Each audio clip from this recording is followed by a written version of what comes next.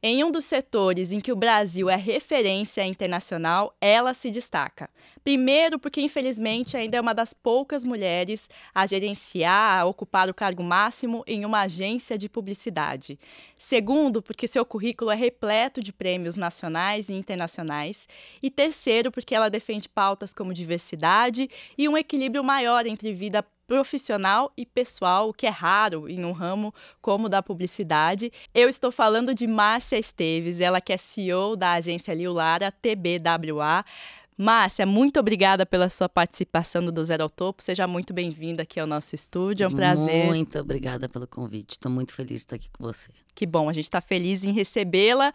A gente vai abordar todos esses temas que eu introduzi aqui, né? Contar a sua trajetória, como é que você chegou a esse cargo tão importante, falar sobre o mundo da publicidade atualmente, mas eu quero começar das suas origens. Eu quero entender onde você nasceu, cresceu, e o que seus pais, né, as pessoas que estavam ao seu redor faziam profissionalmente. Bom, eu nasci em São Paulo, mas eu cresci no mundo. Eu costumo dizer que, bom, eu tenho o privilégio e a sorte de vir de uma família muito feliz e estruturada e cheia de amor.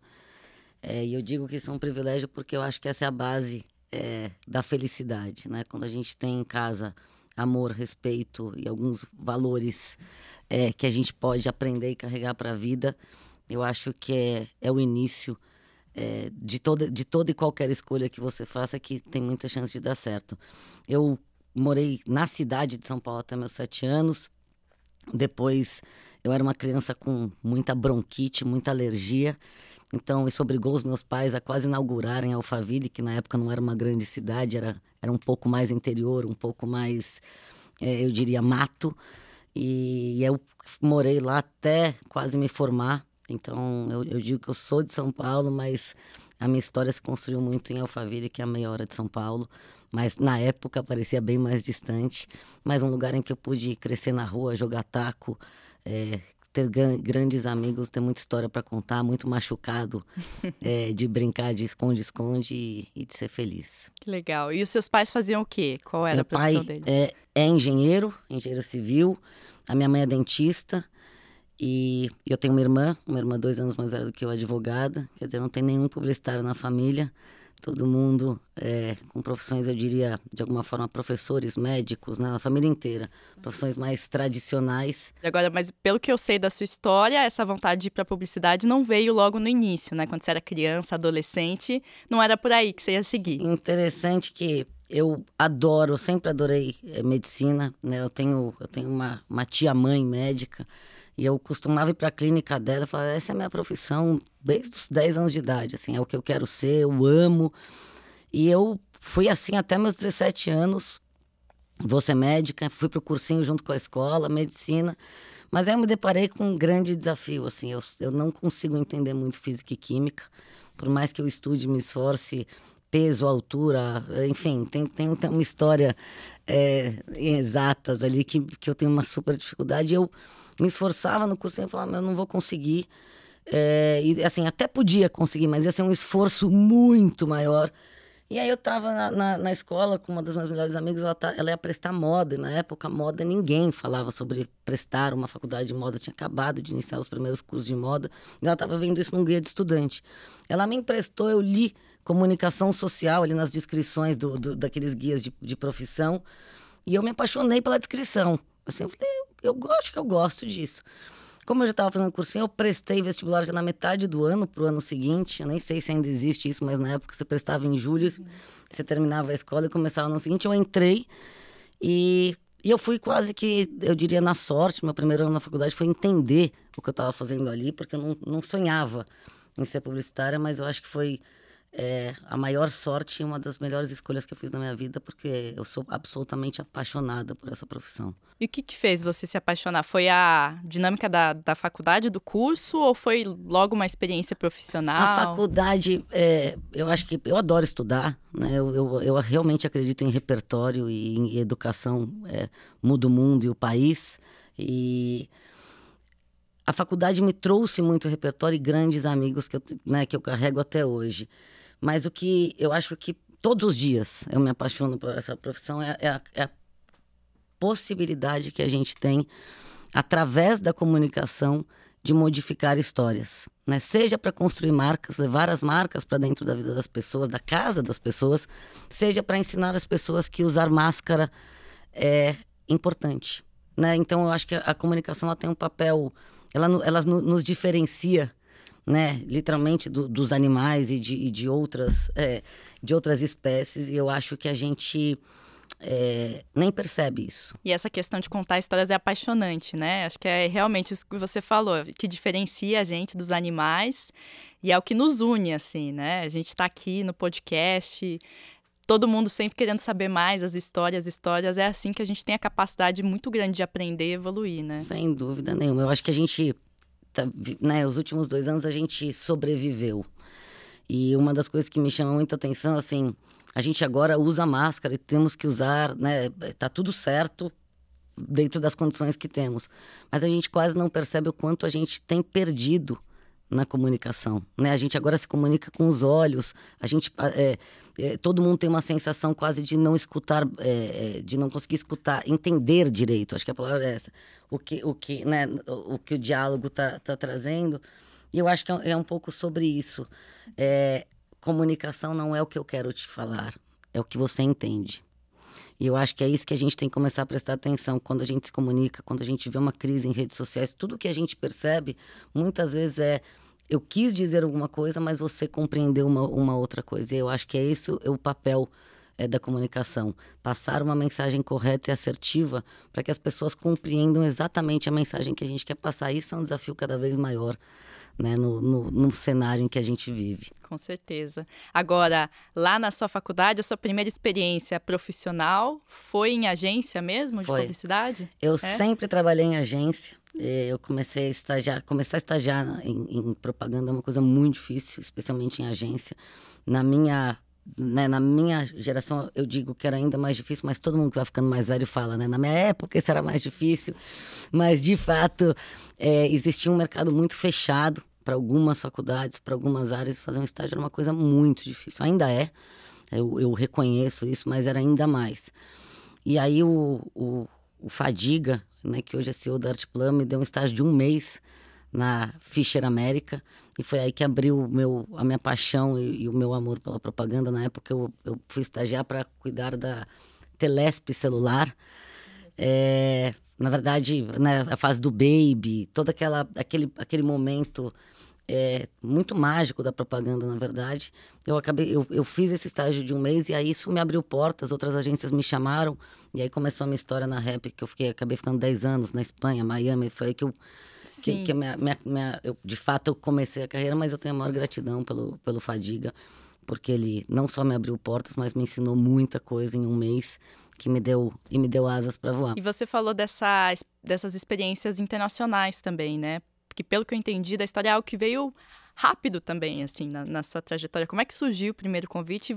Você passou por vários países, foi isso? Foi. Na verdade, eu brinco que eu cresci no mundo porque, de novo, por muita sorte e privilégio da minha educação, os meus pais sempre disseram que estavam nos criando para o mundo. Então, com 7 anos de idade, a gente já estava no avião, minha irmã e eu, e com meus pais viajando e conhecendo o mundo. E de novo, é um privilégio, é uma oportunidade, e há quem diga que é uma vantagem competitiva, e eu tendo a concordar. Porque quando eu me formo, então eu saio da Fischer, vou para a Rap, que era uma agência de CRM que estava se transformando em digital, primeiro site sendo feito na agência. Parece uma loucura falar isso hoje, mas de fato eram os primeiros sites das empresas sendo construídos. Eu estava nessa área, quando eu me formei, eu falei, eu preciso estudar mais. Porque como eu estava me preparando para a medicina, eu tinha uma expectativa de estudar muito. E a área de comunicação é muito mais prática, né? Você vai para o estúdio, você aprende fotografia, você aprende um monte de coisa prática. Eu falei, eu preciso estudar. Eu fui fazer uma pós na Itália, no IED, que na época não estava no Brasil ainda. E quando eu estava lá estudando, o meu CEO da Rap aqui no Brasil, Abaité Azevedo, me ligou e falou, a DDB da Espanha está com uma posição e a gente quer te convidar para ir para lá. Eu falei, o quê? Peguei o trem, fui direto para a Espanha, falei, já aprendo espanhol, já trabalho. Mas o que era para ser um estágio de 3 meses, acabou virando um estágio de quase 2 anos. Eu acabei ficando 2 anos em Barcelona. Aprendi demais.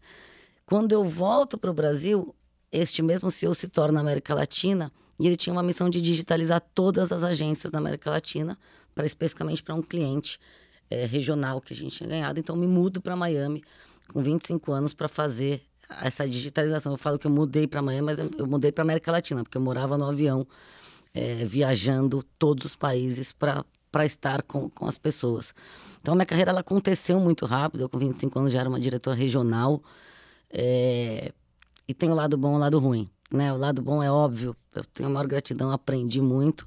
Mas tem um lado ruim que você abre mão de muitas coisas. Quantos aniversários eu não estive, né? Quantos momentos importantes da minha família e dos meus amigos eu não estive.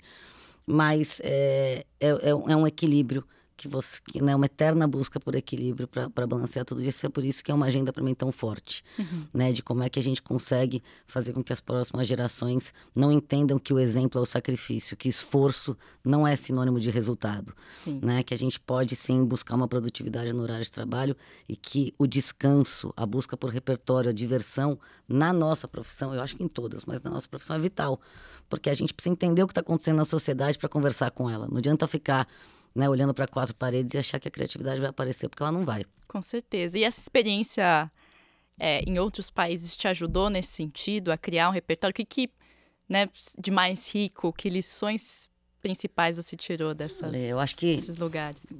Pessoas, né? Eu acho que o que eu amo nessa profissão é porque não tem uma fórmula mágica, né? Que desenvolver uma ideia, criar uma ideia não é... Eu sempre comparo um gato e não um cachorro, porque o cachorro, você chama, ele vem. Na hora que você chama, ele vem, em geral. Você brinca com ele. O gato não, você pode chamar que vai pular o muro, vai voltar 3 dias depois. Ideia é assim, não tem uma lógica clara, né? Não tem assim, quantos dias leva para criar uma ideia? Pode levar 10 minutos, como pode levar 5 dias. Depende muito do momento, da inspiração, de vários fatores.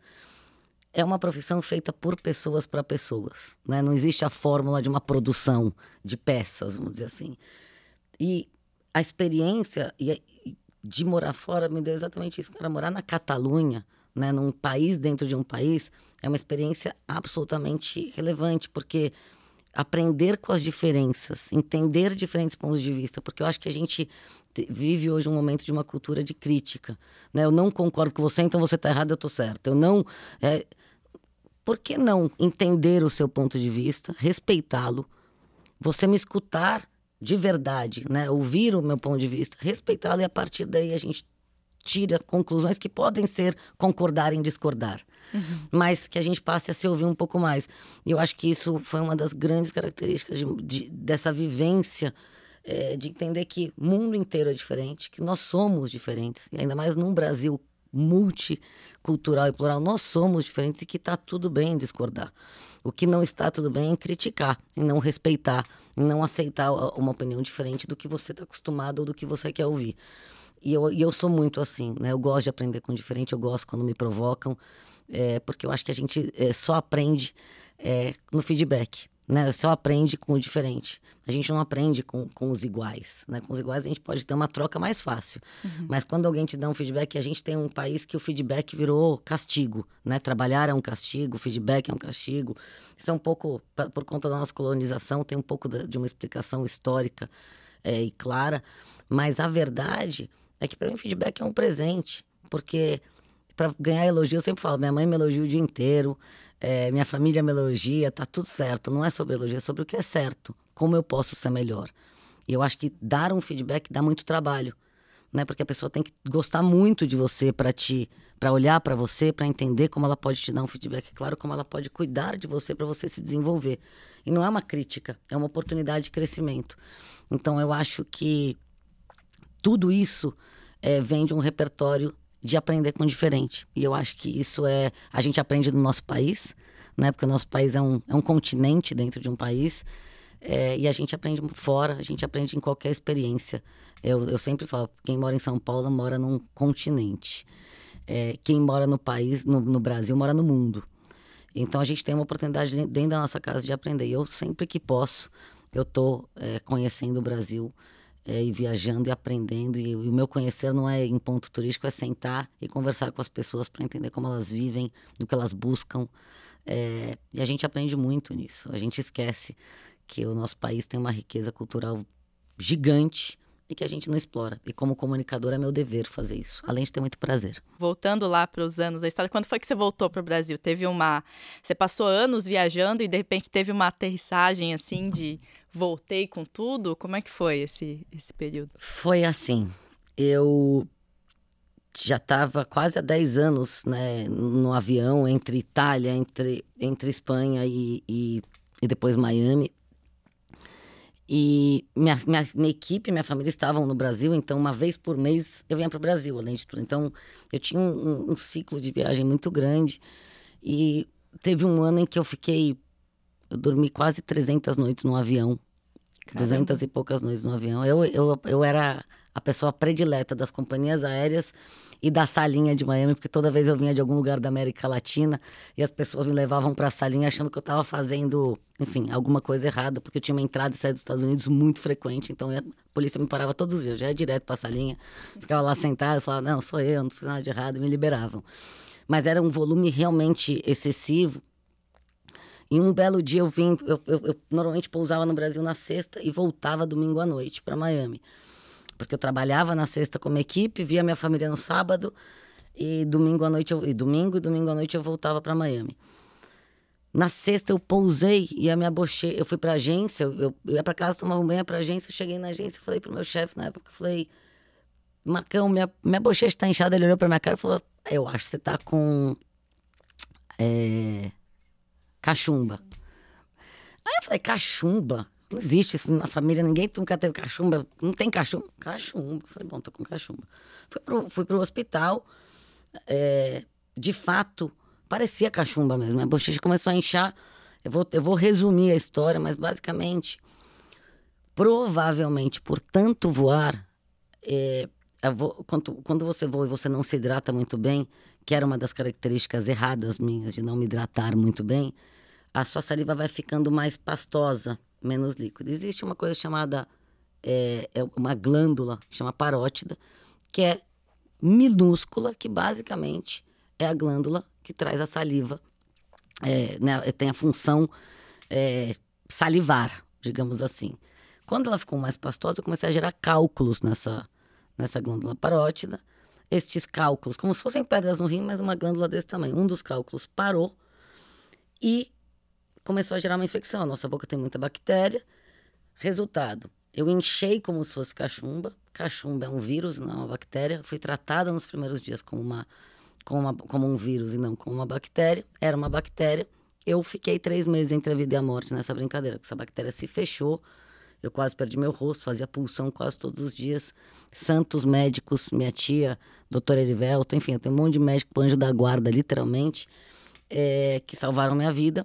E aquilo me fez repensar toda a minha carreira e o que eu estava fazendo. Não era culpa de ninguém, era minha, eu tinha escolhido aquilo, porque as pessoas têm um olhar, ninguém me mandou fazer nada. Eu fazia porque eu queria, porque eu amava e porque eu me divertia demais, não era sofrido. Mas eu não percebi que eu estava atropelando meu corpo e atropelando o que era possível para um ser humano saudável fazer. Então, quando eu abri o olho, eu fiquei à base de morfina, eu lembro médio de tudo isso. Quando eu acordei, eu me lembro de ver minha família ao meu redor, assim, envelhecidos 30 anos. E eu falei: o que eu tô fazendo?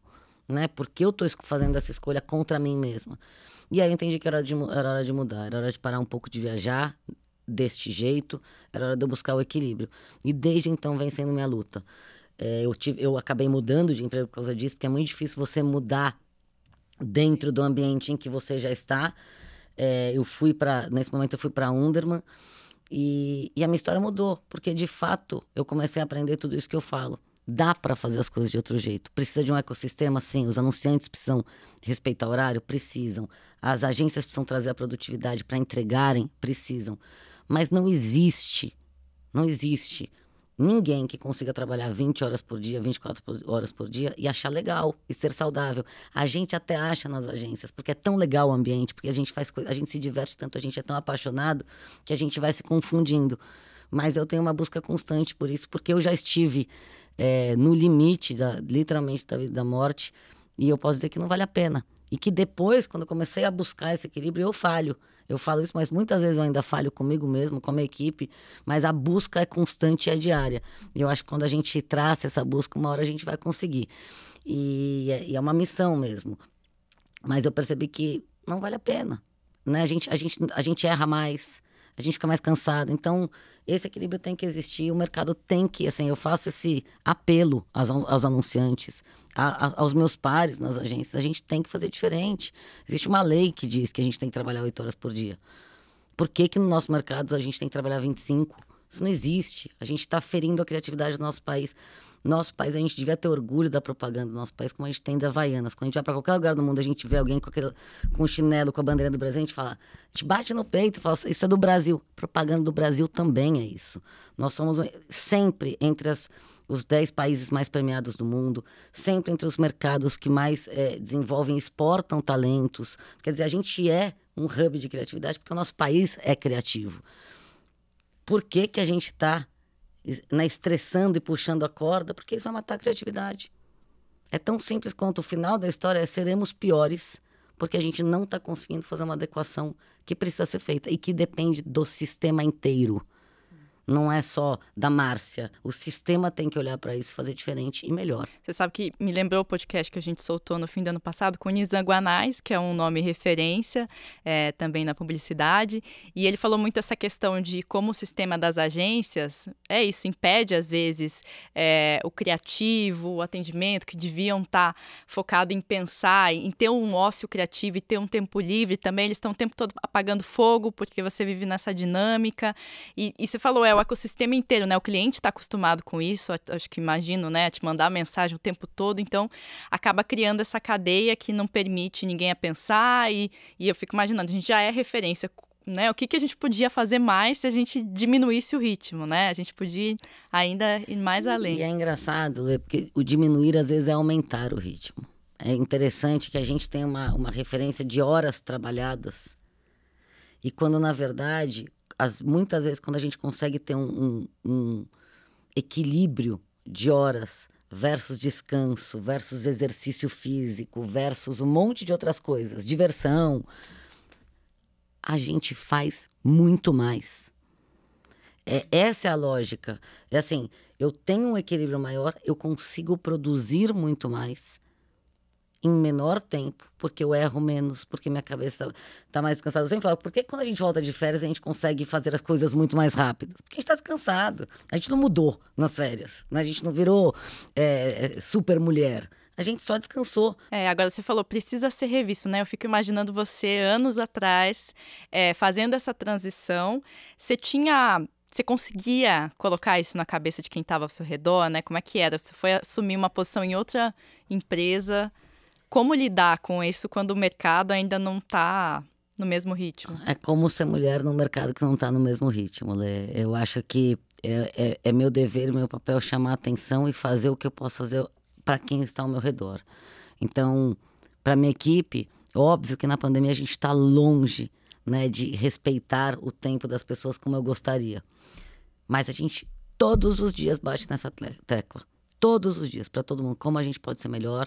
Se alguém me manda um e-mail fora de horário, na hora recebe, vai dormir. É simplesmente um vai dormir. Não é hora. A gente tem algumas regras de final de semana, porque o WhatsApp virou um negócio assim, né? Eu recebi alguma coisa, já mando para me livrar. Batata quente, né? No trabalho. Então, assim, não pode mais mandar WhatsApp nos finais de semana nem fora de horário. Guarda, manda na segunda. Porque a hora que o seu cérebro volta para isso, você já parou de descansar. E eu acho que a tecnologia, apesar de ter milhares de vantagens, é óbvio, de facilitar, ela atrapalhou um pouco isso. Porque a facilidade que você tem para mandar mensagem, é o e-mail, é o WhatsApp, é não sei o que lá, é o Teams, é tanta frente para essa troca que acaba gerando um retrabalho e um estresse. Então, é uma barreira constante, é uma luta constante, eu diria. As pessoas muitas vezes estranham. Muitas vezes eu tenho conversas duras com os anunciantes, normalmente no início de uma relação, porque a gente coloca em contrato o nosso horário de trabalho. E muitas vezes vem muito invite recorrente, por exemplo, na hora do nosso almoço ou antes do horário de trabalho. E a gente tem na nossa estrutura uma flexibilidade de adequar os nossos horários de trabalho para os horários dos nossos anunciantes. Não tem problema nenhum. Que é das 8, né? Nosso horário padrão, sei lá, das 9h30 às 19h, por exemplo. Mas tem algumas marcas que começam às 8 a trabalhar. Então, eles querem que a agência... Não tem problema, a gente conversa com a equipe até quando contrata, mas não dá para ser das 8 às 19h. Daí é das 8, por exemplo, às 18h, enfim, tem o horário certinho Vocês de conseguem almoço. definir isso no contrato. A gente contrato. define isso antes. E aí, naturalmente, quando começa a rotina, como é muita gente, porque muitas pessoas, às vezes não é todo mundo que combinou no contrato que está na rotina. Começa a marcar hora do almoço. E a gente tem conversas, né? Assim, a gente tem uma pessoa responsável ali, passando pela nossa cultura dentro da agência. A gente marca os calls e a gente conversa. Ó, isso faz parte da nossa cultura, porque isso está no nosso pilar de respeito, dentre outros. Pode ser empatia, podem ser vários dos nossos valores, mas... E é respeito, porque se a sua equipe não puder almoçar, daqui a um mês você não vai ter equipe, as pessoas vão embora. Por isso que existe também um turnover tão alto. Porque as pessoas não aguentam. Hoje você está no cargo de CEO. Quando você foi fazer essa transição lá depois dos 10 anos e do problema de saúde? Foi simples, né? Foi porque era isso que você mencionou. Uma mulher no mercado dominado por homens e uma mulher defendendo pautas como equilíbrio em um mercado tão... Como foi esse período para você? Eu sempre tive gestores muito legais. Assim, eu nunca mudei, eu nunca trabalhei em busca de cargo e nem em busca de nada que não fosse o meu gestor ou a minha gestora. Porque eu sempre acreditei que quando você está ao redor de pessoas que te inspiram e que têm o cuidado, porque é um cuidado de olhar para você, te ensinar e te guiar, eu sabia, eu tinha convicção de que eu ia me tornar melhor todos os dias. Então, todas as minhas transições de empresa sempre foram com este olhar. E foi muito interessante porque as pessoas, de alguma forma, sempre estranharam um pouco o meu comportamento. Eu percebo isso muito mais hoje, porque eu sempre falei a verdade. Por não acreditar em cargo, por não acreditar nessa história de o maior cargo é o que sabe. Eu não acredito nisso, porque eu não acredito hoje, nunca acreditei. Eu sempre falei a verdade. Então, quando as perguntas eram feitas, eu não tenho muito um jogo... que a gente chama assim, de um jogo político, de falar para agradar. Eu não falo para agradar, eu falo a verdade, porque eu acho que é isso que constrói. E uma coisa que me chama a atenção na sua história que foi que nessa mudança, você, pelo amor, pelo jeito, pela agência, você continuou no mesmo setor. Porque muita gente, quando pensa em fazer essa transição, fala, não, o setor que eu tô não dá, não vai mudar. Você chegou a pensar em vou mudar totalmente? Eu nunca, eu te falo por que nunca. Eu acho que os líderes têm que aparecer no momento de crise e não no momento em que está tudo bem. Porque quando está tudo bem, está tudo bem. O meu papel é entender a crise e o como eu reajo a cada crise é o que vai me tornar uma líder melhor ou pior. Né? Tem um líder que na crise espana, tem um líder... Eu acho que largar e não transformar, para mim, seria covardia. Voltando para a sua trajetória, falando desse papel de liderança, em 2014, pelo que eu li, você entrou na Grey, na agência Grey, e em 2017 você assumiu como co-presidente, então chegou ao cargo máximo aí, e a Grey, inclusive, ela vinha passando por um processo que ela tinha tido alguns presidentes, né, antes ali, ela vinha de trocas de presidentes constantemente. Queria entender como é que foi assumir nesse momento da agência, qual foi o seu principal papel lá nesse começo? A Grey foi e sempre será um capítulo muito importante assim na minha história, porque foi assim, foi um dos lugares em que eu mais entendi a força das pessoas e da cultura. Porque bem como você falou, a agência vinha de fusões e de trocas de liderança por muito tempo. E quando a gente assumiu a agência, eu me lembro que eles vieram me perguntar se eu queria assumir a co-presidência com o Rodrigo Jatene, que é um irmão de vida meu. Eu falei, eu não tô pronta. Ele olhou e falou, eu quero, tamo sim. Eu nunca esqueço, porque foi o primeiro sinal, eu falei, por que é assim, né? Os homens estão sempre prontos, as mulheres nunca estão prontas. Mas eu tô falando de um irmão. Ele olhou pra mim e falou, não, a gente tá assim, a gente quer. Eu falei, não, a gente não quer. E a gente começou ali no meio da reunião, eu falei, então a gente quer. Foi um susto, porque a agência estava num período de né, de trocas de gestão, sem uma identidade própria, sem uma cultura própria, num mix de um monte de fusões. Então, pessoas diferentes, culturas, histórias diferentes. E aí a gente olhou para aquilo e eu acho que foi muito legal, assim, né? A gente tinha o Quintela, o Roberto Justo como gestores no Brasil, a gente tinha o Jim Rickan no global, a gente tinha alguns gestores super, o Thor, enfim, que hoje tá na Apple. A gente, alguns gestores muito incríveis falaram, escrevam um livro, uma página em branco. Né, vocês compraram essa agência, o que vocês vão fazer? E eu acho que a gente encontrou o melhor do que pode existir na propaganda. Pessoas felizes, numa cultura absolutamente aberta e honesta, amigos e amigas trabalhando juntos, e aí a gente fez literalmente história. Mas como é que foi isso no dia zero ali com você e o Rodrigo, né, que estava como co-presidente? Vocês sentaram, achei interessante essa história de não quero, mas estamos preparados, não é que não quero, né? Estamos ou não estamos preparados? Vocês sentaram com uma folha e falaram, e agora? O que a gente faz? Assim, nós somos muito complementares, né? Uma coincidência da vida, o Rodrigo Jateni, o Rodrigo estudou na escola, ele é 2 anos mais velho que eu, mas com a minha irmã, com a minha prima, a gente teve uma infância próxima, muito próxima. A gente se separou, fase faculdade, perdemos contato e tal. E quando eu cheguei na Underman, eu trabalhei 1 mês com ele, ele era o diretor de criação do meu grupo. A gente tinha um grupo de consumer goods na época. Só que a gente trabalhou 2, 3 meses e ele já foi para Léo Burnet, inclusive ele que me puxou para ir para Léo Burnet depois. Me indicou lá. E a gente se reencontrou na profissão, só que a gente se reencontrou com uma relação de muito carinho, muito respeito, muita confiança, e a gente se entende com os olhos, isso até hoje, né? Ele está nos Estados Unidos, toda vez que eu falo com ele, parece que, assim, a gente é uma grande família. Então, só que a gente é muito complementar, a gente briga loucamente, mas a gente sempre tinha combinado, a gente briga dentro da sala, quando a gente sair, o que a gente vai passar de mensagem é sempre a mesma, porque a gente não queria confundir ninguém. Então a gente sentou junto, foi, eu diria, assustador. Eu tinha 34 anos, então eu te diria que é assustador até hoje, todos os dias mas foi ao mesmo tempo gostoso, porque a gente sabia que se a gente sentasse e fizesse o óbvio do que a gente esperava dos nossos gestores, a gente ia conseguir. E foi o que a gente fez. Literalmente uma lista de o que a gente sempre esperou e não teve. O que a gente acredita que é o ideal para o mercado, para as nossas marcas.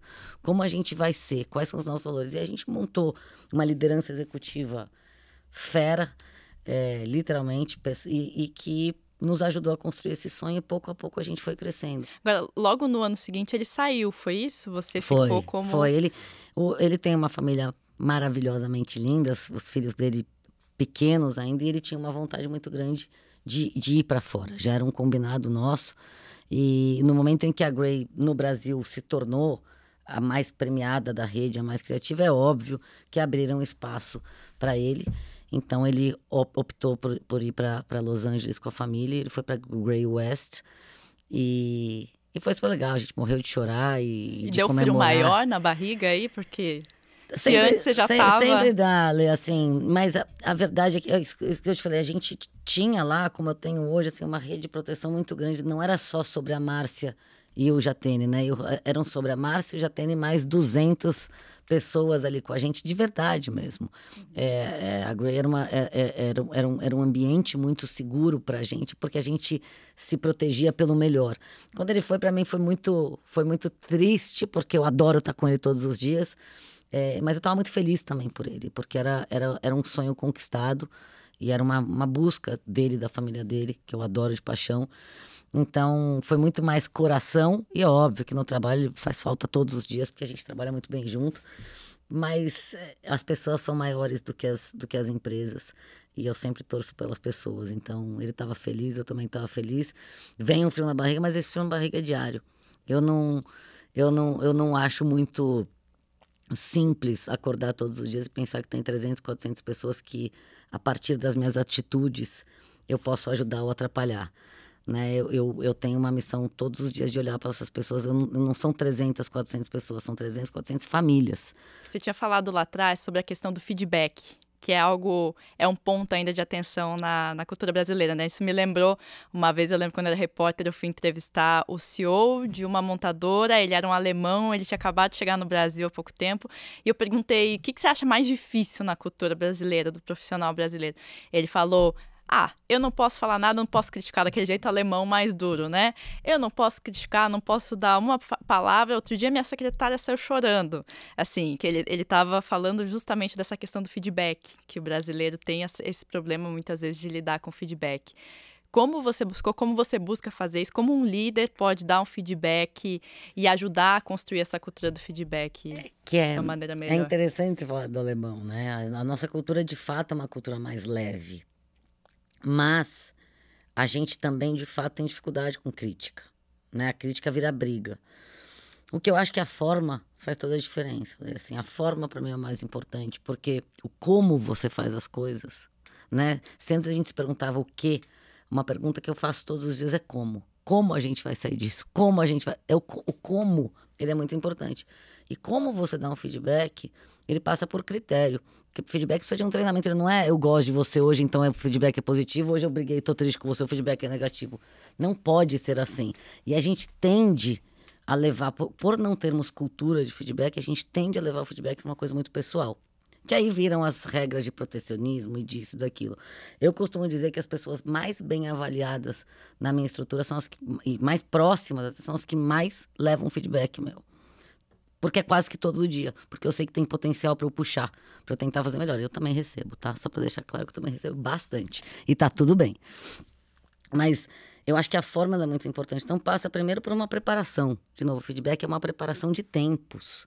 É ir observando a pessoa e anotando uma constância. Porque às vezes a pessoa fez um deslize, errou uma coisinha. Não é isso o feedback. Feedback é o que você pode, de fato, como padrão, modificar.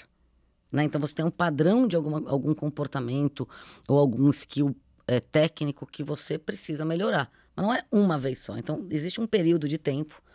Primeiro isso. Então, tem que ter uma periodicidade. Tem que ter uma observação constante. Não é alguém me contou. Eu estou vendo o que está acontecendo. E a terceira, ela não tem que ter pessoalidade. Independente de você ser minha amiga, não ser minha amiga. Independente de eu gostar ou não de você pessoalmente, que todo mundo, em geral, se adora. É sobre... o técnico. E a gente tem uma regra, porque as agências têm uma coisa muito interessante que processo, job description, algumas coisas de empresa, as agências sempre ignoraram. Eu sou muito processual, né? Eu tenho um MBA em gestão de projetos, assim, literalmente, porque eu sou super processual. Eu sou super Caxias com tempo, com agenda.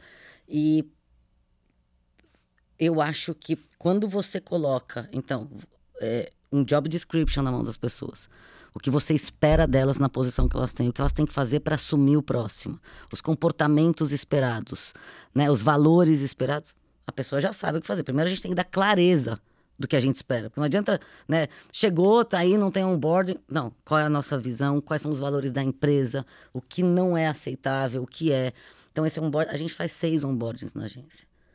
E o último deles é comigo, eu fico 4 horas com as pessoas todas, que chegam todos os meses. Quem chega chama novos entrantes, café da manhã, costumava ser agora logo um call, infelizmente. Mas que a gente fica junto, que eu conto exatamente isso, eu apresento a agência e conto exatamente. Aí tem um só de cultura, que a gente fala todos os valores, etc. Por quê? Você já sabe o que esperar, a gente está combinando expectativas. Você já sabe o que se espera da sua posição, o que se espera das posições das suas equipes, para você não cobrar mais do que deve, mas também não cobrar menos do que deve. Então tem um job description de toda a estrutura. Valores. Ficou fácil. Né? Assim, entre aspas. A pessoa sabe e elas também sabem o que elas devem esperar de mim ou não. Tá todo mundo combinado, porque o feedback é uma troca. E aí, a cada 6 meses, a gente senta e conversa. Se precisa ser antes. Mas por quê? Porque tem um padrão de tempo. Não adianta te dar um feedback hoje e falar, amanhã mudou. Para você mudar padrões, de fato, você precisa de tempo. E vice-versa. Então, a gente faz isso a cada 6 meses de forma muito estruturada e não pessoal.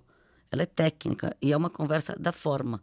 É com calma, não é no meio do dia. Então, é uma reunião agendada, com toda a calma do mundo. Olho no olho, de preferência, mesmo que seja por call hoje em dia. Mas porque a gente tem a calma. E a forma, ela não pode ser brava, agressiva, ela não é nada disso. A forma é uma conversa, ó.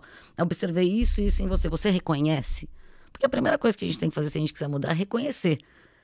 Se eu negar, se você me disser alguma coisa que eu posso fazer melhor e eu negar, esquece, a mudança já não vai acontecer. Então, precisa entender se a pessoa também tem abertura. E isso é uma troca. E muitas vezes, o que é mais legal, assim, eu sempre falo, quanto mais feedback eu dou, melhor eu saio.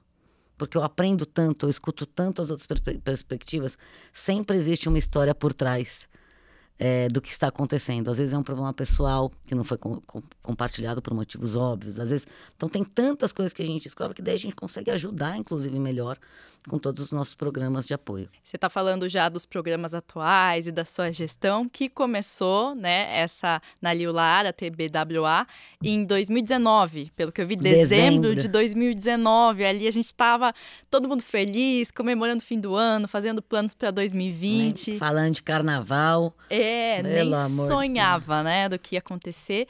Como foi? Primeiro, por que essa decisão, né, de deixar a Grey ir para a Liulara, e depois a gente entra nos detalhes de como foi assumir nesse período. Foi muito duro. Eu posso dizer que eu passei 3 meses chorando, literalmente chorando. Eu entrava na agência e chorava, parecia coisa mais maluca. Assim. Foi muito difícil.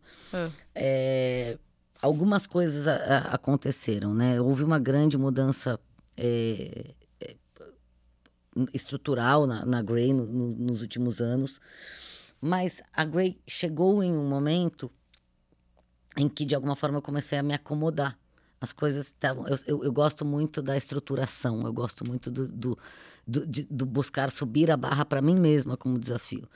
E a Grey, cara, uma agência extraordinária, eu estava muito feliz de novo, né? Tudo que a gente já falou aqui. Mas eu comecei a entender que eu tentei buscar... Eu sempre olho para isso, qual é o meu próximo passo? Né? Eu não acho que isso seja papel das empresas, desenhar a minha carreira. É meu dever desenhar meu próximo passo e ir atrás dele. E eu sempre desenho, né? Eu nunca não tenho um plano, mesmo que ele vá mudar todos os dias. E aí eu comecei a olhar para isso e falei, putz, qual seria meu próximo plano? Eu não quero voltar a morar fora, né? Tem algumas coisas eu sabia que eu não queria, eu não sabia o que eu queria. E aí surgiu esse convite, né, do Luiz Lara. A Sheila Waxfasser foi minha CFO por todo o tempo da Rap, naquela minha, né, emprego lá atrás. Ela já era minha CFO. Eu adoro ela de paixão. Ela foi almoçar comigo algumas vezes. A gente se reencontrou num evento sem querer. E a vida, a gente foi conversando um belo dia. Ela falou: conversa com o Luiz. Né, a gente tem uma posição em aberto para CEO. Eu queria que você conversasse com ele, mas até então foi tudo muito sem querer. E aí, quando eu conversei com o Luiz, eu olhei para uma dimensão diferente do que eu estava vivendo. A Liulara TBWA é uma agência que tem 30 anos de história. A história da propaganda se confunde com a história dessa agência. Né? Sempre esteve entre as 10 maiores, com pessoas incríveis. E que eu amei o desafio de olhar para essa agência incrível e poder moldá-la, né, respeitando toda a nossa história, mas olhando para o futuro. Então, os últimos 2 anos de pandemia, a gente se transformou, o que a gente levaria 5 a 7 anos, a gente se transformou em 2. Mas foi cumprido tudo que estava nos seus planos? Assim, você desenhou começo de 2020... Completamente diferente. Completamente... Assim, eu fui com um plano de 5 anos, né? Eu normalmente faço plano de 5 anos como um acordo né, com a nossa holding. E foi interessante que, cara, assim, chegou janeiro, eu conversava já com os colegas da Ásia, e essa é uma parte legal, né, da gente estar em rede, que a gente vai tendo informação, eles falaram, ó, vai dar ruim. Como é que isso vai acontecer? A gente começou a fazer um plano de contingência, sem brincadeira, né? Todos os dias a gente estava fazendo plano, eu falava, gente, como é que a gente vai perder tanto tempo? Eu nunca fiz um plano que eu tinha certeza que eu ia jogar fora. Eu falava isso abertamente, vai jogar fora, mas imagina que isso não é possível, vamos fechar fronteiras por um tempo. Na minha cabeça era uma coisa meio, fecha mundo rápido, não deixa isso acontecer. Uhum. Mas, de fato, eu faço aniversário em fevereiro e todos os meus carnavais da minha vida eu estou em Salvador. Há 15 anos, no chão, que delícia, bloco do Bel, né, de vida que vai, exatamente. Então, eu estava lá. Porque meu aniversário, ano sim, ano também cai no carnaval, em geral, quase todos. Então, para mim, é um momento, assim, todo mundo já sabe, carnaval, a Márcia vai desaparecer. É uma turma que vai há 15 anos, são os meus melhores amigos de vida. E eu me lembro de voltar dessa viagem já de máscara. Porque minha família ligou, falou, ó, voltem de máscara. Um dos primeiros contágios foi de uma amiga nossa que estava lá, ela nem sabia que era Covid, ela achou que eu estava gripada, voltou antes. Então, aquele momento da chegada foi um momento em que a gente estava no carnaval. Essa é a relação. A gente sai de um momento de euforia para casa. Então, acho que teve uma quebra psicológica muito grande para todo mundo. A gente, ainda bem, tinha feito o plano que teoricamente a gente ia jogar fora e estava pronto. Então, a nossa saída foi muito organizada. Dia 14 de março estava todo mundo em casa. Dia 16 a gente fechou a agência. Com tudo, computadores em casa, a gente foi mandando cadeiras para todo mundo, tudo que precisava, câmeras, headsets, tudo que a gente entendia que a gente podia fazer para dar apoio para as pessoas, a gente fez. E a nossa operação não sofreu, por incrível que pareça. Só que aí a gente passou, né? Aí vieram as ondas que a gente até esquece. Primeiros 3 meses, todo mundo super feliz, almoçando com família, podendo ligar a TV no meio do dia. Houve uma euforia no início de reconhecer as nossas vidas em casa. Que ufa, né? Que bom que a gente pode passar um período em casa. Foi muito. Só que depois, como isso não passava, começou a vir o desespero, né? Um pouco de pânico, um pouco de tensão, quase que uma queda de estresse, que é o que eu acho que a gente ainda nem percebeu que a gente viveu, porque no final do dia a gente está enfrentando um período de guerra, uma guerra que não acaba e que a gente não entendeu o que é guerra. E eu acho que agora a gente vai começar a viver um período de muito desafio, porque a gente não foi programado para não se programar, né? Nós, os seres humanos, gostam de ter planos. A gente gosta e a gente não vai conseguir ter plano. A vida será uma vida em constante transformação e que a gente vai ter que aprender a viver. Não existe um mundo pós-Covid, existe um mundo com Covid e outras pandemias que vão vir. Então a gente vai ter que aprender a viver nessas ondas, hora de ir para a rua, hora de recuar. Como é que vai ser isso? Né? E a gente vai ter que aprender. Então a gente vai reaprender a viver num mundo que a gente não gosta tanto, né? Ainda mais brasileiro, que a gente gosta de se abraçar, a gente não sabe se bate a mão uma na outra, se abraça, se não abraça, a gente perdeu até o jeito de se cumprimentar. É muito interessante. São sinais interessantes que estão fazendo com que a gente se transforme. E se transforma naturalmente o negócio das agências, porque a gente precisa estar perto dos brasileiros e tentar apoiar esse momento de transição que vai ser constante. E eu acho que é isso, assim, o desafio que aconteceu lá atrás da minha gestão, ele vai acontecer para sempre, porque assim, a gente ia voltar dia 31 de janeiro, mas aí veio a Omicron, a gente recuou, agora a gente vai voltar dia 21 de março. Mas eu não sei o que vai acontecer no carnaval, porque não vai ter carnaval, mas vai ter feriado. E aí eu não sei se vai ter. Então, tudo isso é uma constante. Eu tenho plano de retorno desde abril de 2020, porque eu tinha certeza das minhas certezas que não existem, que em 2 meses a gente voltaria. Imagina. E a saída é ter plano A, plano B, plano C? O que você vê como... Eu acho que a saída é resiliência, é sim tentar olhar para frente e eu tenho feito cada vez, por incrível que pareça, menos planos longos. São planos mais simples e mais curtos, não são grandes medidas, porque antes a gente fazia grandes projetos que geravam grandes resultados. O que eu tenho que perceber é que, às vezes, pequenas atitudes, às vezes um papo, gera muito mais resultado do que uma reunião para 300 pessoas, um papo para 5. Então, eu tenho transformado isso em planos de menor de curto prazo. Óbvio que com o olhar, o que a gente não pode perder é a nossa visão, a missão do que a gente, né, tem que olhar lá para frente para não perder a construção de marca e o objetivo do negócio. Mas, na prática, são decisões mais simples, mais curtas, mais rápidas, para que a gente consiga manter esse movimento. E, de novo, pessoas no centro de tudo. Não vai ter jeito se a gente não tiver empatia, se a gente não entender que as pessoas estão no centro e que a gente vai ter que olhar por elas cada vez mais. E, de novo, não é olhar só porque elas estão entregando. É como elas estão. Por exemplo, a gente tem, né, pessoas grávidas na nossa agência. Estou com medo, porque estou com medo de ir para o hospital com Covid. Tem uma relação de medo agora do que era diversão, do que era uma felicidade absoluta, se torna relação de medo. Como é que a gente faz para apoiar tudo isso? Virou mais amplo, né, o nosso papel, o nosso trabalho, então ele tem que ser também mais simples. Sim. Porque senão a gente não consegue fazer tudo. E falando de transformação do mercado de publicidade mesmo, né? E do papel da publicidade em si, porque a gente já vinha numa mudança muito grande de comunicação, né? Tudo que a gente está vendo aqui também, tudo que eu faço, mas tem essa dinâmica de que a gente tem cada vez mais canais, né? A gente estava falando sobre isso antes, podcast. Hoje em dia você tem influenciadores, teve uma série de lives na pandemia, foi muita coisa acontecendo ao mesmo tempo, mas eu queria entender agora, né, em 2022, como você vê o papel da publicidade, como que ela compete ou se complementa com tantos canais de exposição, influenciadores, nesse cenário tão amplo aí. Eu acho que é interessante, Lê, porque eu acho que a gente se confunde um pouco, e é normal que a gente se confunda, porque eu tento separar, a gente tem uma tendência a fazer movimentos pendulares, né? Agora tudo é digital, agora tudo é TV, agora tudo é TikTok, agora tudo... É natural, como mercado, que o novo vire um movimento pendular, vai todo mundo olhar para aprender, olhar para explorar, olhar para um setor que é movido por curiosos, né? Então, tá tudo certo. Porém, eu acho que a gente tem se distraído muito, e é uma das coisas que eu tenho tentado fazer, assim, quais são os grandes marcos que, de fato, ou as mudanças, mudam a forma como a gente vive. Todo o resto é canal.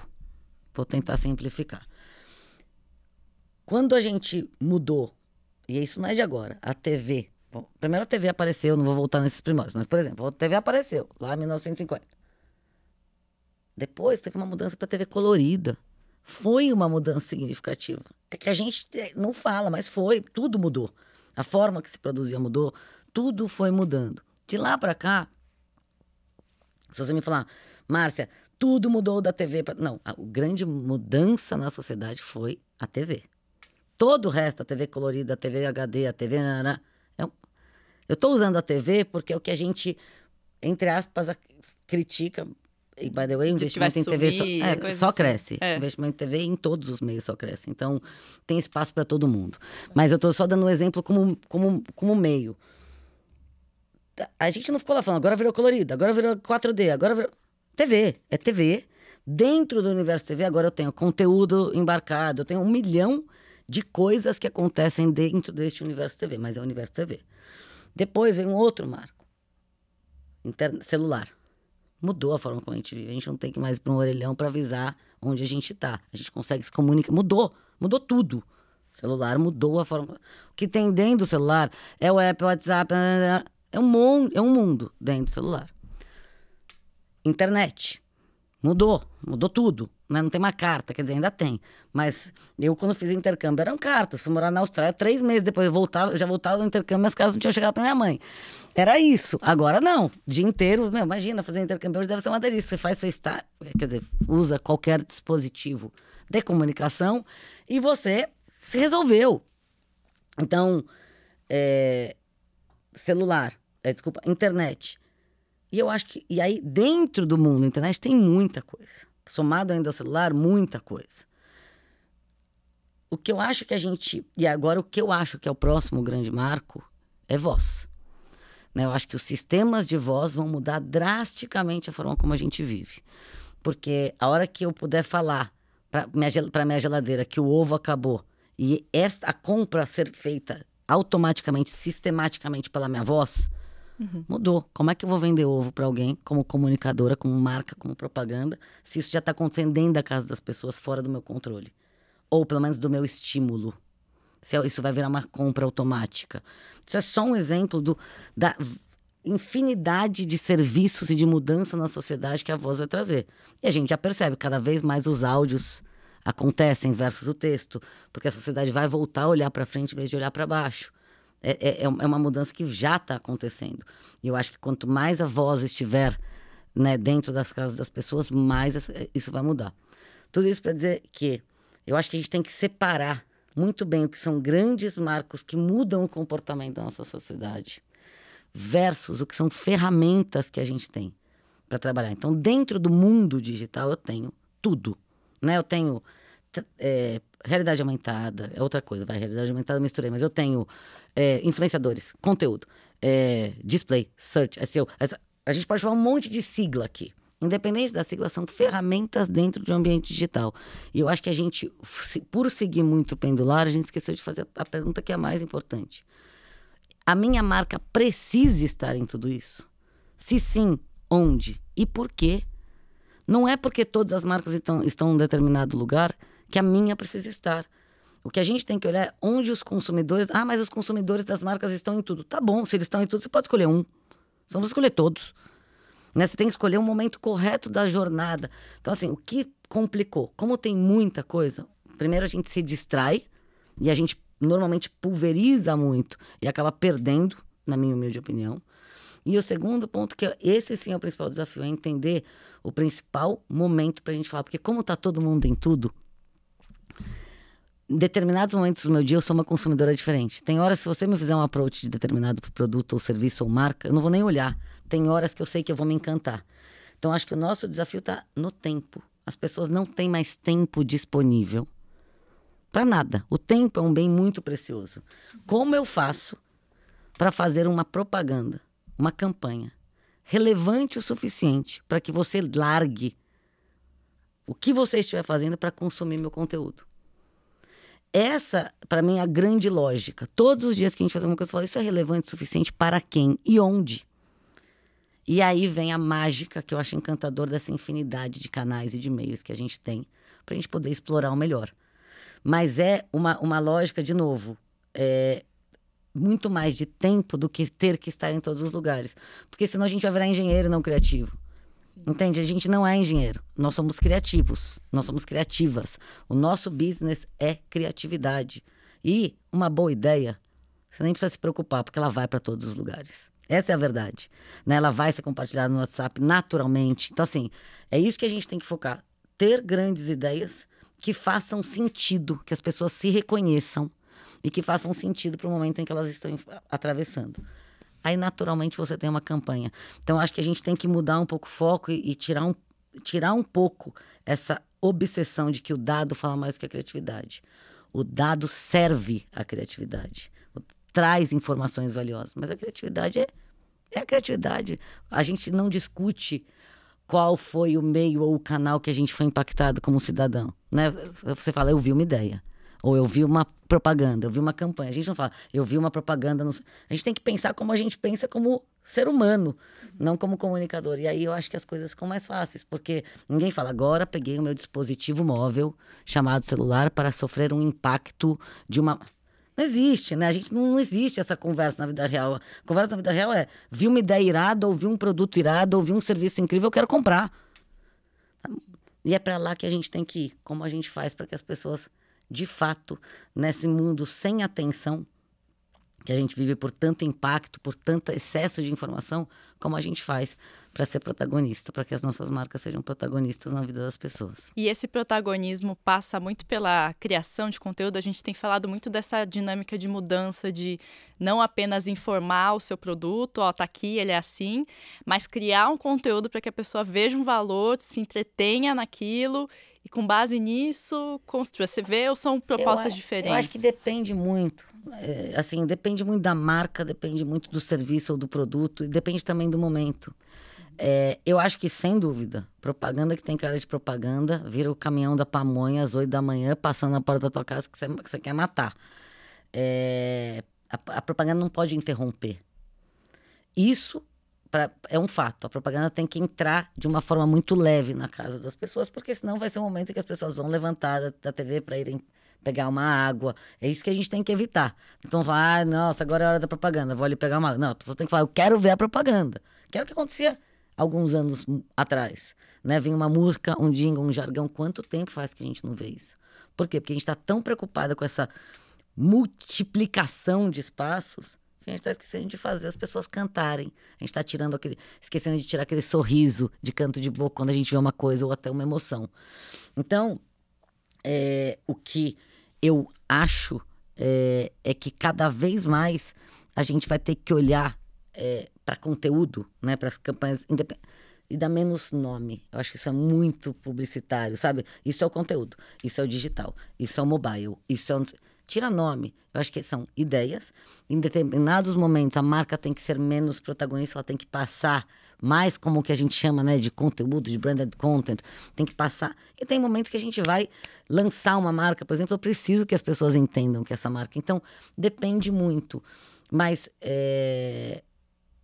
eu acho que a gente tem que saber explorar tudo isso, porque, de novo, eu sou muito encantada. Eu acho que tem muita gente que fala, era muito mais fácil, quando só tinham 5 meios, a gente ia lá, fazia o filme, o anúncio impresso, etc.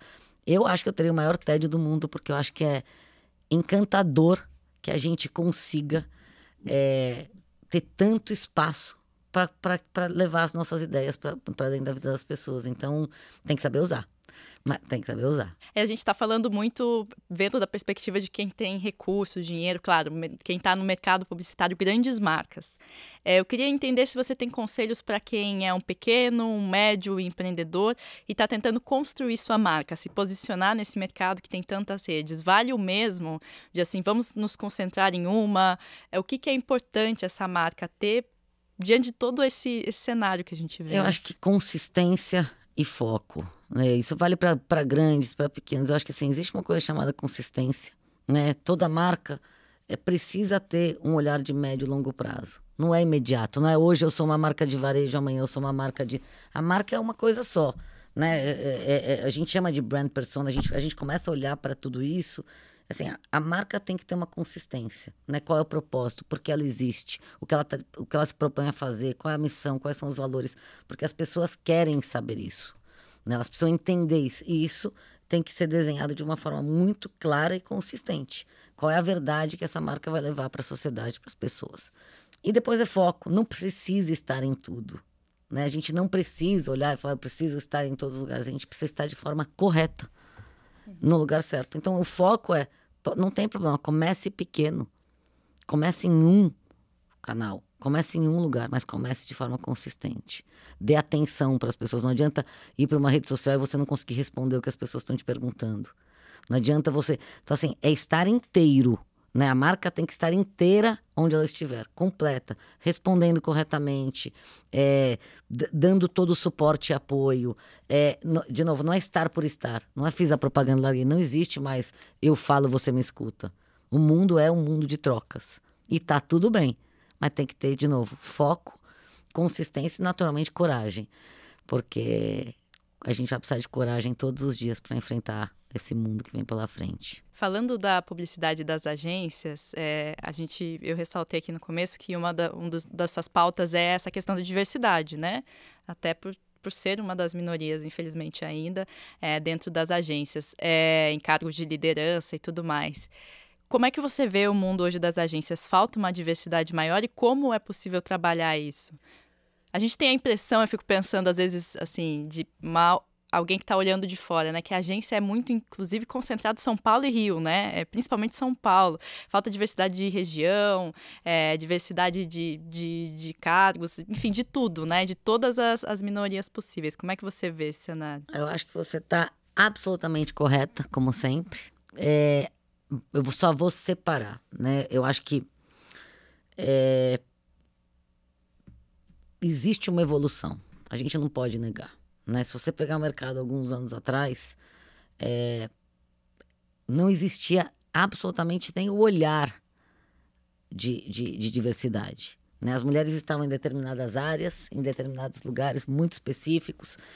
E hoje existe um olhar. Existe um olhar, existe uma evolução. É o que a gente quer? Não. Muito longe do que a gente precisa, do que a gente espera, mas existe um processo, né? Quando a gente olha para mulheres, entraram mais tarde no mercado de trabalho, existe uma evolução.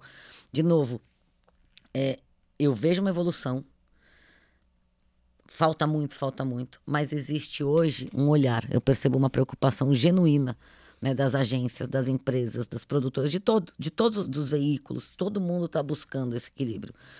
O que me preocupa bastante é que isso ainda fique uma luta das minorias, então das mulheres ou das outras demais comunidades. Não é. Isso é uma luta da sociedade. Enquanto homens e mulheres não se unirem para não ser uma briga e sim uma soma, eu acho que a gente não transforma. Então, eu tenho convidado muito em todas as conversas, assim, não é um olhar da Márcia, é que não pode ser estranho olhar para a Márcia e falar, a Márcia é CEO de uma agência e é mulher. Não pode ser estranho, a gente tem que normalizar isso. O estranho é porque a gente não tem a referência, a gente não vê. né? Diversas pessoas e seres humanos em cargos de liderança, e aí a gente estranha. Então, eu acho que são vários exercícios. Primeiro, existe uma evolução, está longe do que a gente quer, existem planos, existem missão. Isso tem que estar na pauta do mercado e de toda a liderança, e está. Isso está no nosso. Agora, leva tempo. Porque ao passo que a gente está discutindo tudo isso, a gente não pode também excluir homens brancos héteros. Entende? Estou dando exemplo. Como é que a gente faz esse equilíbrio? E eu tenho buscado muito esse lado de equilíbrio, de novo, com planos claros, com programas de diversidade, igualdade, inclusão e sustentabilidade claros, em que a gente crie condição e espaço para que todos e todas se desenvolvam. Criar condição é um negócio muito doido, porque quando você fala, por exemplo, de baixa renda, não é simplesmente falar, eu tenho um percentual de baixa renda. Você tem que treinar, capacitar as pessoas para coisas que, em geral, a gente não está acostumado a fazer. Precisa de investimento, precisa de tempo, precisa de olhar, precisa de cuidado. Então, assim, não é virar uma chave e falar, temos agora as pessoas. Não é tão simples. E eu acho que é isso que a gente tem que conversar. Precisa de investimento, precisa de tempo, mas a gente tem que colocar isso de forma mandatória. Se a gente tivesse combinado, tá tudo bem. O que a gente não pode é nem tirar a pressão, porque senão isso para, e nem também entender que essa chave, se a gente virar do dia para a noite, ela, em teoria, não será sustentável. Porque a gente precisa capacitar ambientes, a gente precisa combinar até a forma como a gente fala. Nós temos um treinamento, literalmente, vocabulário, de coisas que a gente falava historicamente que não devem mais ser ditas. Tem uma reaprendizagem social que você precisa ambientalizar os lugares. Então, por exemplo, na agência a gente passou um ano treinando e olhando para todo mundo entender o que a gente está falando. Porque o que é diversidade para você não é necessariamente o que é diversidade para mim. A gente passa por uma questão de alinhamento de conceito sobre isso. Diversidade, igualdade, né? Então, de novo, como é que a gente faz? Primeiro, para alinhar conceitos. Tá. Depois, como é que a gente faz para quebrar muro? Porque, acima de tudo, a gente quer quebrar muro, né? A gente quer que não existam muros, na verdade, que a gente possa ter espaço para todas e todos. Então, é um processo, é uma luta constante, e a gente vai junto até o fim, até conseguir fazer essa mudança, e a gente vai. Eu tenho muita convicção. Márcia, partindo para as perguntas finais, eu fiquei curiosa nessa rotina de equilíbrio de vida pessoal e profissional. Quem é a Márcia depois das 6, 7, né? O que ela faz? Assim, você conseguiu adquirir, porque a gente falou sobre esse seu começo de trajetória muito em ponte aérea. Você conseguiu adquirir hobbies? Acho que tem mergulho na sua vida? Tem uma história assim? Tem um vício por mergulho. É mesmo? Eu tenho algumas coisas que eu não abro mão, que aí para mim são saúde, não são nem esporte, 3 vezes por semana, exercício físico de qualquer jeito. Eu sempre falo isso para todo mundo. Não adianta, pode dar preguiça ou não, para a rotina que a gente tem. Pode ser uma caminhada 40 minutos no quarteirão, tem que acontecer. Então, tem uma rotina de exercício físico, tem uma rotina de alimentação e de sono, que antes eu não respeitava tanto, hoje eu respeito cada vez mais. O tempo de sono é importante. Se eu acordo muito cedo, não dá para dormir muito tarde. Então, esse equilíbrio, essa espremida da noite para amanhã, eu tenho feito como exercício. E como hobby, estar com a minha família e com meus amigos e amigas é mandatório, para mim é paz, é o momento em que eu me encontro e que eu me reconheço. Então, isso, a cada segundo que eu tenho livre, eu busco estar com alguém. Obviamente, em tempos de pandemia, isso ficou um pouco mais delicado, mas ainda assim, é uma das coisas que eu não abro mão. Eu tenho amigos de uma vida, amigos novos e amigos de uma vida, e eles fazem parte literalmente da minha família e do que eu sou. Eu toco violão, mal a beça, mas eu toco violão, eu gosto muito de música, então música faz parte da minha vida o tempo inteiro. Ler é outra coisa que eu não abro mão. Eu tenho pilhas de livro, atualmente eu estou um pouco atrasada, eu vou acumulando, e eu leio um pouco de cada um. Eu não sou muito linear, mas eu leio bastante. E mergulhar. Aí mergulhar já está no patamar amor, paixão, tudo junto. Toda vez, cada segundo que eu posso, eu estou debaixo d'água. Eu amo o mar, e mergulhar, o exercício de mergulho para mim é um exercício literalmente de saúde física e mental. Para mim, a história de né? Equalizar o equilíbrio, ouvir a respiração e olhar peixinho. É meu maior... É o lugar onde eu vou buscar equilíbrio e que eu amo de paixão. Você falou de livros, é uma coisa que sempre nos pedem, dicas de livros. Teve algum que impactou a sua carreira, ou que está te impactando no momento, que você recomendaria para quem? Olha, eu não sei se são livros de carreira, Lê, mas acho que talvez livros que naturalmente me trouxeram muito repertório para a carreira, mas para a vida, assim. A biografia do André Agassi é um dos livros que eu mais bem escritos e que traz o outro lado do olhar do ídolo, né? Enfim, do esporte e de toda a resiliência, enfim. É um livro que eu adorei. Tem um mais recente, chama Tudo é Rio. É um livro incrível, não tem a ver com carreira, mas é um livro de, enfim, mulheres fortes, de uma história, de um enredo bastante interessante. Puta, livro tem de monte, Tem mas, muito, mas eu esses acho que que vêm à esses cabeça. dois são os que me vêm. O do Agassi é até um pouco mais antigo. E aí tem mais um monte, mas... É que eu também tenho dificuldade, porque eu pergunto, qual que é o seu livro favorito? Não tem. É o que eu tô lendo agora, né? Esse que eu tô lendo agora que tá interessantíssimo. Exatamente. É sempre assim. Por último, eu queria saber se você tem algum conselho, algo que você gostaria de ter recebido, de repente, quando você pensa, putz, eu adoraria que alguém tivesse me dito isso lá no começo da minha trajetória, que você poderia passar para quem tá procurando evoluir, começar, mudar a sua forma de lidar com a carreira. Eu sou meio ruim, né, de conselho, porque eu acho que eu gosto mais da troca do que do conselho, sendo super franca com você. Mas eu acho que tem uma coisa que eu acho que está faltando pra gente como sociedade, que eu acho que falta muito nas novas gerações, que é divirtam-se. A gente tem que levar a sério, a gente leva a sério, mas eu confesso a você que a minha geração se divertia muito mais. A gente sempre levou muito a sério, a gente sempre trabalhou muito. De novo, tudo que a gente falou de bom ou de ruim sempre aconteceu, mas eu acho que falta diversão, falta o barulho, falta a dança, falta a risada, falta... E, de novo, isso não tem a ver com a pandemia. Tem a ver com um olhar que, por algum motivo, parece que a nossa sociedade se entristeceu, e eu vejo isso muito dentro do mercado de comunicação. Uhum. Se divertir faz parte da jornada. A gente, assim... Eu acredito muito mais na jornada do que no momento, no filme, não na foto. Então, eu acho que a jornada tem que ser legal. Porque não adianta amanhã você virar presidente, ou você virar CEO, ou você virar dono do mundo, se a sua jornada não for feliz. Então, se eu puder dizer assim, busquem se divertir. Não estou dizendo para a gente buscar o ápice da felicidade, aquela coisa imaginária. Estou falando da gente se divertir todos os dias com as pequenas coisas. Com o cafezinho no corredor. Eu brinco todos os dias na agência, eu falo, vocês perderam o pior. O café do corredor quando vocês falam mal de mim. Se ferraram. Mas é sobre isso, sabe? Não é sobre eu falar mal na maldade, mas é sobre o nosso jeito gostoso de trocar.